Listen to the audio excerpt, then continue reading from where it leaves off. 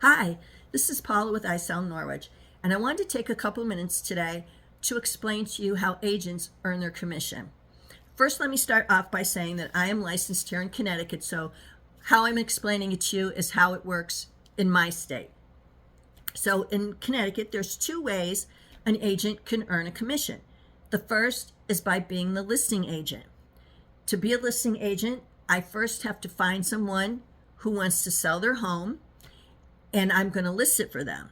So once I find that person, I'm going to meet with them, and I'm going to go over all the qualities of their home, all the information that they have about the home.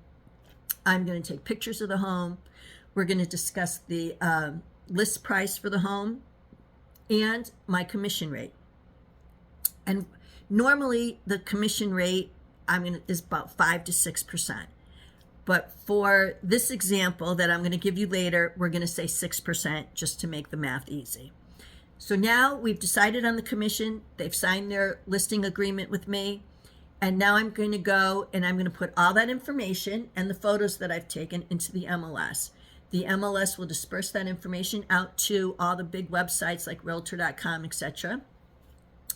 And I will promote that on my social media, my newsletter, my blog, my personal website. I will design a website for their listing.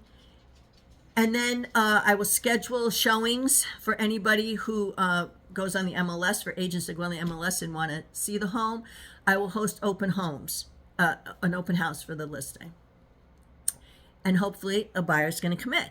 Now that's the second way that I can earn a commission. Let's say I don't have a house to list, but I am working with buyers, and the buyer sees the house, and if the buyer comes to me, they want to buy a house. Let me back up for a second. So I'm going to talk to that buyer, and I'm going to find out all their wants and needs, the location they want to move to, whether or not they've been pre-approved. If not, I'm going to recommend a lender to them to get them pre-approved. Now I'm going to put all that information into the search on the MLS. They're going to get emails from me showing them what's available in their price range for the kind of home that they want. We're going to go look at those homes.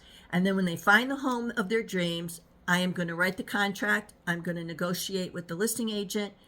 Once that contract is accepted, I'm going to see my client through to the end to close. Okay, so back to that example of the 6%. Now let's say that they found a home. That home is $180,000, and I'm the listing agent. I negotiate it with the seller. My commission is 6%, which on $180,000 is going to make the commission $10,800. And I'm looking down because I have a little cheat sheet right here. All right, so that out of that $10,800, I am going to do a buy broke, which means I'm going to pay the buyer's agent, the selling agent, their commission. Again, typically, not always, it's a 50-50 split. So for this case, for this example, that's what we're going to do. So I'm going to give them 3%. Now I'm going to get 3%, they're going to get 3%, which means we're both going to make $5,400. Now from there, this can be a little tricky because depending on the broker that you work for, the broker's going to take their share. So depending on the broker that you work for, your share might be different. Brokers usually base that on how long you've been with them, how much money you bring into the firm, different things like that is how they determine what your split is. For the sake of this argument, we're going to say that, I'm a newer agent and I'm only getting a 50-50 split because it makes the math easy. So now I'm going to pay my broker is going to take their half, which is $2,700, and I'm going to have my half, which is $2,700. From that $2,700, I have to pay E&O insurance, which is errors and omissions, which covers in case there's any errors or omissions in the contract. That typically runs from $35 to $45, again, depending on the broker.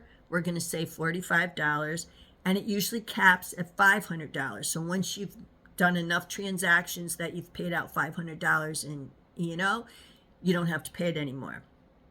For this example, we're going to say I haven't, and they're going to take my $45 from my commission. So now my commission is $2,655. That is the bottom line for my commission. You know, and then you can minus whatever expense you might have if you're the listing agent, you know, for signs or maybe a print ad or what have you. If you're the buyer's agent, you know, gas, taking them around, what have you. Let's say you had $200 worth of expenses. Your net commission at the end is about $24.55. So that's how we earn our commission. That's how the commission is split.